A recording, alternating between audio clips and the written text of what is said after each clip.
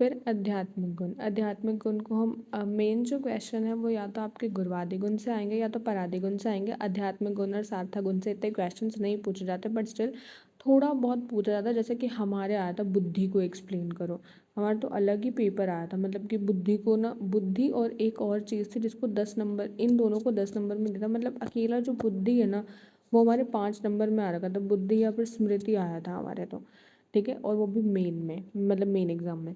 इसके पर्याय क्या है? आत्मगुण, वृद्धि गुण और प्रयत्नांता गुण, इसके ये पर्याय हैं, ये याद करना, ठीक है। आत्मगुण और बुद्धि गुण तो कर ही लेना, बाकी प्रयत्नांता मत करो तो करो, ठीक है। टोटल 6 होते हैं, बुद्धि, सुख, दुख, इच्छा, द्वेष, प्रयत्न। ये इसकी डेफिनेशन सी दे रखी है। बुद्धि, इच्छा, द्वेषम, सुखम, दुखम, प्रयत्न, चेतना, धृति, बुद्धि, स्मृति, अहंकार और लिंगानी परमात्मा ने, करना हो तो कर लेना, नहीं करना हो तो मत करना, ठीक है।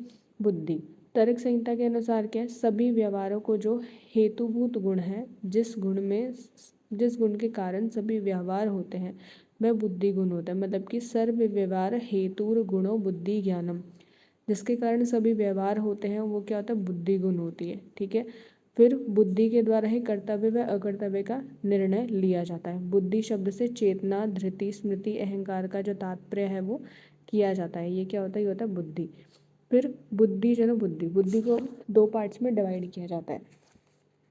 क्या क्या? स्मृति और अनुभव। बुद्धि एक बार के लिए पढ़ के जाना, क्योंकि हमारे ऐसा हुआ था कि 21 और 22 के बहुत से क्वेश्चन ऐसे थे जो हमारे रिपीट हुए थे, तो मेरी रिक्वेस्ट है यार कि बुद्धि एक बार ढंग से देख के जाना, ठीक है। बुद्धि के 2 टाइप्स हैं, स्मृति और अनुभव।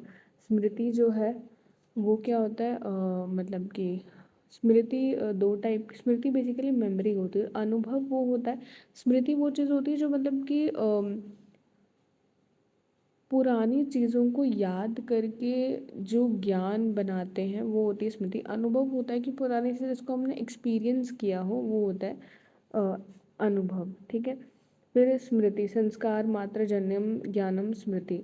ये लाइन हमारे सर ने बहुत बार बोली है, तो पता नहीं क्यों, मतलब हालांकि इतनी कोई खास इम्पोर्टेंट नहीं है, बट स्टिल देख लेना, हमारे सर ने तो यार बहुत बार बताई है ये हमें। स्मृति के 8 कारण बताए गए हैं। निमित्त, निमित्त ग्रहणात, रूप ग्रहणात, सादृश्य, विपर्य, सत्व अनुबंधनात्, अभ्यास, ज्ञान योग्यतात, और ये क्या? पुनर्श्रुतात्। मतलब कि किसी भी चीज़ को, पुरानी चीज़ों को ध्यान में रखते हुए याद करना जो है वो स्मृति होता है, ठीक है। फिर आता है अनुभव। अनुभव में आता है यथार्थ अनुभव और अयथार्थ अनुभव। यथार्थ अनुभव में आता है प्रत्यक्ष, अनुमान, प्रत्यक्ष, अनुमिति, उपमिति और शब्दज। मतलब कि किसी चीज़ को देखकर, किसी चीज़ को सुनकर, किसी चीज़ को पुरानी लाइक कि रिलेट करके कोई भी चीज़ का पता लगाना जो है वो स्मृति होता है। कोई ऐसे चीज़ का ज्ञान करना जो है स्मृति होता है, ठीक है। फिर स्मृति के अन्य जो भी कोई ज्ञान है वो अनुभव होता है। ये पढ़ लेना एक बार। बुद्धि जो है, बुद्धि एक अच्छा टॉपिक है, इससे क्वेश्चन आ सकता है, अगर आएगा तो इसी में से आएगा। फिर सुख, सुख बेसिकली क्या होता है? सुख होता है सर्वेशम मन, सर्वेशा मन अनुकूल वेदनीय सुखम। मतलब कि जिससे अनुकूल, जिससे सुख हो, जिससे प्लेजर हो बॉडी में, वो क्या होता है? वो होता है सुख होता है। अनुकूल वेदना को सुख बोलते हैं। फिर दुख, दुख होता है प्रतिकूल वेदनीय दुखम। प्रतिकूल वेदना जो है उसे हम दुख बोलते हैं। फिर आता है क्या आता है? बंधन लक्षण, जो तो बाधन लक्षण का होता है उसे हम दुख बोलते हैं। दुख क्या होता है? प्रतिकूल वेदना होता है। फिर आता है इच्छा, इच्छा क्या होता है? इच्छा इज डिजायर, इच्छा काम हो। सांख्य और वेदांत दर्शन ने इच्छा को मन का धर्म माना है। इसको क्या माना है? इच्छा को मन का धर्म माना। और सांख्य और वैशेषिक ने नहीं, सांख्य और वेदांत ने तो इच्छा को क्या माना है? मन का धर्म माना है। और न्याय और वैशेषिक ने इसको क्या माना है? आत्मा का धर्म माना है। उन्होंने तो इसको मन का धर्म माना और उन्होंने क्या माना है? इसको आत्मा का धर्म माना है, ठीक है। फिर आता है क्या? इच्छा को अभिलाषा भी बोलते हैं। अप्राप्त वस्तु की प्रार्थना करना इच्छा होती है। फिर द्वेष, द्वेष क्रोधो द्वेष, क्रोध को द्वेष कहते हैं। मनुष्य में जो प्रज्वलन भाव होता है उसे द्वेष कहते हैं। अप्रीति को द्वेष कहते हैं। फिर आता है प्रत्न, प्रत्न मतलब होता है क्या? कार्य प्रारंभ करने की चेष्टा को हम प्रत्न कहते हैं। इसके पर्यायवाची शब्द क्या है? प्रयत्न, संरंभ और उत्साह। ये क्या है? इसके पर्यायवाची शब्द हैं। किसके? प्रेरणा के, प्रयत्न के, सॉरी। ठीक है। Then we have then that's, प्रेरणा क्या होता है? कार्य को आरंभ करने से पूर्व के जो उत्साह है उसे हम प्रयत्न कहते हैं। प्रयत्न, कार्य आरंभ, उत्साह। इसके कार्य को आरंभ करने का जो उत्साह है उसे हम कहते हैं प्रेरणा। फिर क्या आता है? पराधिगुण। पराधिगुण जो है, पराधिगुण भी इंपॉर्टेंट है। पराधिगुण से क्वेश्चन आते हैं। पराधिगुण से मतलब पराधिगुण से बहुत इंपॉर्टेंट क्वेश्चन आते हैं। पराधिगुण और गुरुवादिगुण के डिफरेंस से भी क्वेश्चन आ सकते हैं कि पराधिगुण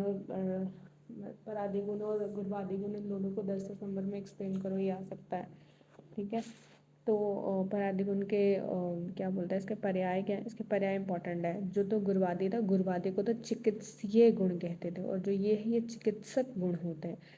पराधिगुण को हम सामान्य गुण कहते हैं, प्रकृति गुण, साधारण गुण, चिकित्सा सिद्धि के उपाय और चिकित्सक गुण भी कहते हैं। ठीक है। फिर पराधिगुण टोटल 10 होते हैं। चरक संहिता ने 10 माने। कौन से? पर, अपर, युक्ति, संख्या, संयोग, विभाग, प्रतिकत, परिमाण, संस्कार और अभ्यास। इनको हम आगे पढ़ते हैं। ठीक है। सबसे पहला था परत्व। परत्व प्रधानतम। पर क्या है? पर वो है जो कि प्रधान या फिर वो जो कि श्रेष्ठ, और अपर क्या है? अपर वो है जो अप्रधान है। ठीक है। अब इसमें क्या हो सकता है? कोई जो दूर में स्थित वस्तु है वो परत्व है, और जो पास में है वो क्या है? वो अपरत्व है। इसके चिकित्सा महत्व हर चीज़ के बहुत इंपॉर्टेंट है। मेन क्वेश्चन आता है तो चिकित्सा महत्व ही एग्जामिनर जो है वो आपसे सुनना चाहता है। थोड़े से कन्फ्यूजन भी होते हैं, बट थोड़ा ध्यान से पढ़ोगे तो समझ में आ जाएंगे। थोड़ा सा अंडरस्टैंडिंग करके पढ़ो, क्योंकि फर्स्ट ईयर के सब्जेक्ट्स हैं वो बेस बनाने के लिए ही होते हैं। जांगल देश पर है, आनुपदेश अपर है, विसर्ग काल पर है, आदान काल अपर है, तरुण अवस्था पर है, और जो वृद्धावस्था वो अपर है। ऐसे ऐसे करके मतलब कि पर और अपर का ज्ञान होना। फिर आता है युक्ति।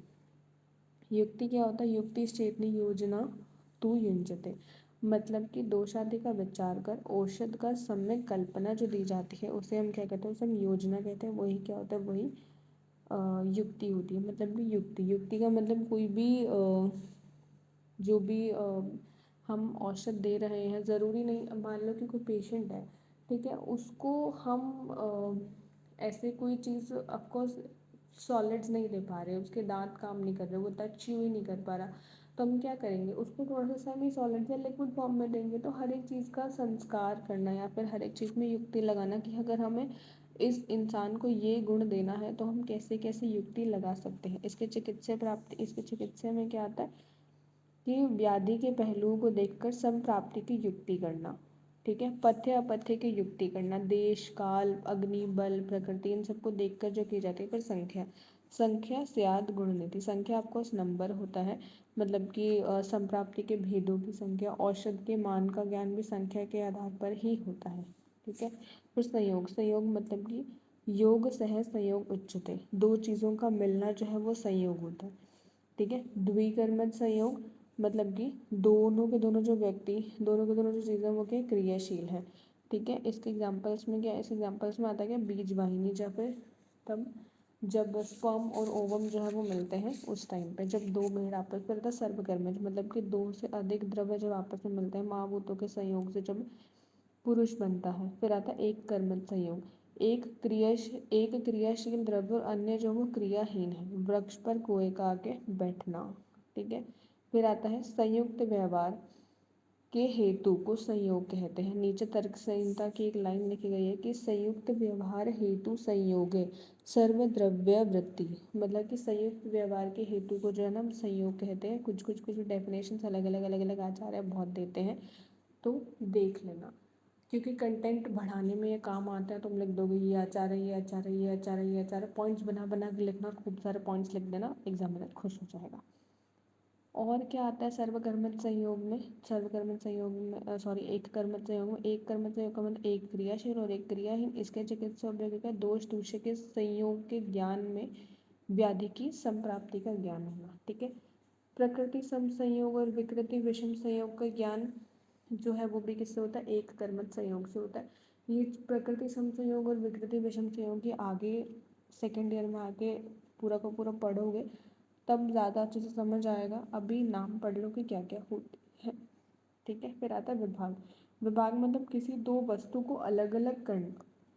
सॉरी, क्या होता है, विभाग होता है। एक एक करके विभक्त करना, संयोग में एक एक वस्तु की कितनी मात्रा है यह जानना भी क्या होता है, विभाग होता है। फिर विभाग, विभाग भी तीन प्रकार से होता है। जैसे संयोग तीन प्रकार से था, विभाग भी कैसा, द्विकर्मज विभाग, सर्वकर्मज विभाग और एक कर्मज विभाग। द्विकर्मज विभाग मतलब कि दो द्रव्यों का अलग होना, सर्वकर्मज मतलब कि दो से ज़्यादा द्रव्यों का अलग होना, और एक कर्मज विभाग का क्या मतलब है, एक क्रियाशील द्रव्य और एक क्रियाहीन द्रव्य का अलग अलग होना। ठीक है। तर्क संहिता के अनुसार संयोग का नाश कराने वाले गुण को जो है ना हम विभाग कहते हैं। दोष दूसरे के वियोग का ज्ञान से ही चिकित्सा में सफलता प्राप्त होती है। औषध की पूर्ण मात्रा देने के स्थान उसको विभक्त मात्रा में दिया जा सकता है। पर पृथक्कत्व मतलब कि डिफरेंशिएशन, जैसे कि कोई भी विशेषता दर्शाने वाला कोई भी जो गुण होता है, विशेषता दर्शाने वाले गुण को पृथक्कत्व कहते हैं। केवल लक्षणों में भिन्नता होती है। पृथक्कत्व में कुछ भी संयोग नहीं होता, कुछ भी विभाग नहीं होता, सिर्फ और सिर्फ क्या होता है, जो लक्षण है ना, लक्षण अलग अलग होते हैं। पृथक्कत्व तीन टाइप के होते हैं, असंयोग, वैलक्ष्य और अनेकता। पृथक्कत्व एक इम्पॉर्टेंट चीज़ है, पृथक्कत्व ढंग से पढ़ना। पृथक्कत्व से अलग से भी क्वेश्चन आ सकते हैं। पृथक्कत्व अलग है मतलब जैसे कि मान लो कि कोई भी मैंगो है, मैंगो एक ही शेप का होता है, ठीक है, हम देख के पहचान सकते हैं कि भाई वो आम है। अगर आम मान लो कि रसगुल्ले की शेप का हो, या फिर आम अगर लौकी की शेप का हो, तो हम ऑफकोर्स वो बहुत ज़्यादा वियर्ड लगेगा। ठीक है। तो आम को उसके, एक तो आम को ठीक है शेप से हम पता लगा सकते हैं, दूसरा अगर मान लो कोई भी अल्फ़ाबेट है, जैसे कि बहुत सी चीज़ों की हम जब शेप बताते हैं तो हम बोलते हैं एस शेप्ड है, तो वो एक उसकी डिफरेंशिएशन है कि वो एस शेप्ड है, वो एक अलग से उसका पृथक्कत्वता है। ठीक है। पृथक्कत्वता फिर तीन टाइप की है, असंयोग, विलक्षण और अनेकता। असंयोग में क्या आता है, असंयोग में आता है दो वस्तुओं का कभी संयोग हो ही ना सकता। जैसे मान लो कि कश्मीर और कन्याकुमारी, क्या इन दोनों का कभी संयोग हो सकता है, नहीं, दोनों ही ऑपोजिट ऑपोजिट साइड्स पे हैं। फिर आता है वैलक्षण्य पृथक्कत्व, मतलब कि जाति तो सेम है दोनों की, पर जो लक्षण है वो अलग अलग है। जैसे कि महिष और वराही, जैसे कि मान लो कि एक ही जाति, नहीं, जाति भी अलग है, विजातीय, जाति भी अलग है। जैसे मान लो कि एक तो बंदर है और एक जो है वो है इंसान है, या फिर मान लो कि एक भैंस है, एक कुत्ता है, एक बंदर है और एक भैंस है, ऐसे ऐसे करके मान लो कि वह लक्षण, मतलब कि जाति भी अलग है और लक्षण भी असमान है। ठीक है। फिर क्या था, अनेकता रूप पृथक्कत्व, समान जाति वाले द्रव्यों में भी विविध रूप से होता है। अगर तो जाति समान है, समान जाति में भी जब लक्षण अलग अलग होते हैं, रूप अलग अलग होते हैं, तो उस तरह से कि एक गाय है, जितनी भी गाय समाज है उन गायों में से अलग अलग कलर की जब वो निकल, जब अलग अलग कलर की डिफरेंसेस लाते हैं तो वो क्या होता है, अनेकता रूपी पृथक्कत्व। ठीक है। व्याधि के बोध, व्याधि के सापेक्ष निदान में पृथक्कत्व का प्रयोग जो है वो क्रिया किया जाता है। फिर आता है परिमाण। परिमाण, मान को ही परिमाण कहा जाता है। ये मान जो है वो पूरा का पूरा एज अ टॉपिक आप आगे जाके पढ़ोगे सेकेंड ईयर में रस शास्त्र में। चरक संहिता ने मान के दो भेद करे गए हैं, कलिंग मान और मागध मान। मागध मान, कलिंग मान, ये सब कुछ आप आगे जाके पढ़ोगे। मान के असाधारण कारण को ही परिमाण कहा जाता है। ठीक है। फिर आता है संस्कार। संस्कार, इसके चिकित्सा महत्व क्या आता है, आहार और औषध मात्रा का निर्धारण इससे होता है, दोषों के बल और अबल पे ही ये मेन डिपेंड करता है। संस्कार, संस्कार है कारणम मतः, मतलब कि किसी क्रिया द्वारा गुणों में परिवर्तन लाना जो है वो संस्कार होता है। मान लो कि किसी में जल दे दिया, अग्नि संयोग दे दिया, मंथन, देश, काल, वासना, भावना देखकर, या फिर कुछ भी और कोई चीज़ करके, मतलब उसका बॉडी शेप चेंज करके, जैसे कि मान लो मूंग की दाल है, वो ऐसे नहीं दे रहे, उसका हलवा बना दिया, उसको थोड़ा सा स्निग्धता भी चाहिए थी तो मूंग की दाल का हलवा दे दिया। वो इतना भारी नहीं खा सकता तो मूंग की दाल के पापड़ बना दिए, और उसको अगर लघु गुण देना है, यही तो हमने उसी मूंग की दाल की उसको सिंपली दाल पिला दी, उसको खिचड़ी खिला दी, ऐसे ऐसे करके होता है। युक्ति लगा सकते हैं हम ऐसे ऐसे करके। फिर संस्कार के तीन भेद हैं, एक वेग, भावना और स्थिति स्थापकत्व। वेग मतलब कि गति निर्माण की जाती है, भावना पूर्व के अनुभव में किए गए विषयों का ज्ञान जिस संस्कार से होता है। फिर क्या आता है स्थिति स्थापकत्व, अपने स्थान से अलग हुए पदार्थ पुनः अपने स्वाभाविक स्थिति में आ जाते हैं। चिकित्सीय महत्व, औषध के गुणों में परिवर्तन लाया जा सकता है। द्रव्य की क्रिया अक्रियता को बढ़ाने वाले भी होते हैं। फिर आता है अभ्यास। भाव पदार्थों का बार बार ग्रहण करना अभ्यास होता है। शीलन व तत्क्रिया अभ्यास के पर्याय हैं। पथ्य पथ्य के निर्धारण में भी जो है अभ्यास कार्य करता है। That's it for your entire गुण का टॉपिक। हमने हर एक चीज़ को बहुत अच्छे से कवर करा है और बहुत अच्छे से चीज़ें हुई हैं। मेन जो है गुरवादी और परादी बिल्कुल भी मत छोड़ना। सार्थक गुण में इतनी ज़्यादा नहीं है चीज़ें इंपॉर्टेंट। सार्थक गुण में कुछ चीज़ें इंपॉर्टेंट है कि स्पर्श गुण किसमें इनकी चिकित्सा इंपॉर्टेंस हर एक की इम्पॉर्टेंट है। पर्याय इन सबके इम्पॉर्टेंट है। और जो आध्यात्मिक गुण है उसमें बुद्धि एक बहुत इंपॉर्टेंट टॉपिक है, वो अच्छे से पढ़ लेना। That's it for the video. Thank you so much for watching our video.